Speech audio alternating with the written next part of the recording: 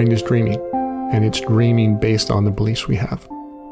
And this is when we begin to notice this is a problem, is when those dreams in our mind, the scenarios we're running, are very emotional and negatively emotional.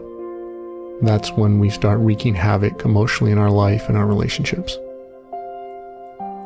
So that's where we figure out what's going on in our mind is a problem, because it's causing us to react emotionally to stuff that very often isn't even true. And we figure out we want to change this. And so the antidote to that is awareness, or self-awareness more specifically, is about having the perspective that allows you to wake up from that scenario of a dream running in your mind. There's lots of different places we can apply awareness, and usually we apply awareness to being or paying attention to what other people are doing. What is their body posture? What is their tone of speech? What is their facial expression? And we learn to read people, or we learn to read situations. And a person can be very aware of what goes on in the room or with someone else. We're used to doing this all the time.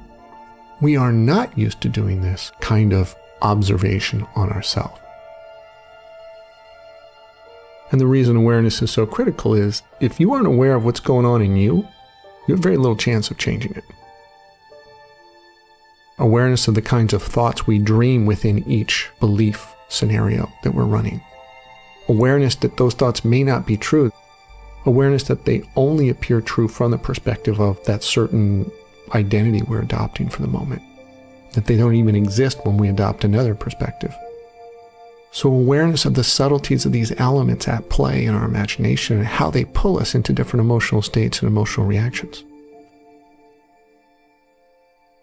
Why cultivate self-awareness? Why cultivate a state of mindfulness? Because it's going to change how you feel emotionally. And how does it do that?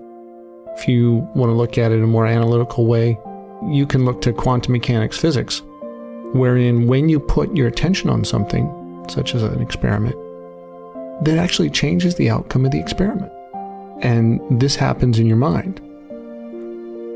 When you put your attention on what's going on in your mind in a mindful way, an aware way, and conscious attention, it changes what's going on there. The thought doesn't have the same impact. The emotion isn't the same. So there's a direct, immediate benefit. You may not see it right away, but change has begun to happen once you become self-aware or practice even moments of self-awareness. Awareness, and by that I mean self-awareness of what goes on in your mind, your emotions, your physical body posture, how you're feeling, the way you're behaving, the words that are coming out of your mouth, the mood you're in, how you're treating other people, how you're treating yourself, the thoughts you're believing. One of the ways this happens is by being this observer, I'll call neutral observer of your mind. Your perspective when you're in a mindful state is to observe the mind running these stories and scenarios. And you're essentially standing outside the bubble of what your mind is doing, going, wow, there's a show going on there. You are not in the show. You're not being carried for the ride. You're outside that story, observing it, what the mind's conjuring up. And that in itself is a major change, because you're now watching your mind dream from that perspective of neutral observer in that mindful state.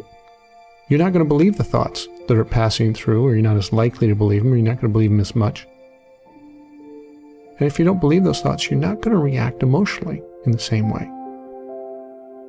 It's worth taking time to build these skills. And from this neutral observer perspective, you can consider other options in how you behave, what you say, what you're going to believe.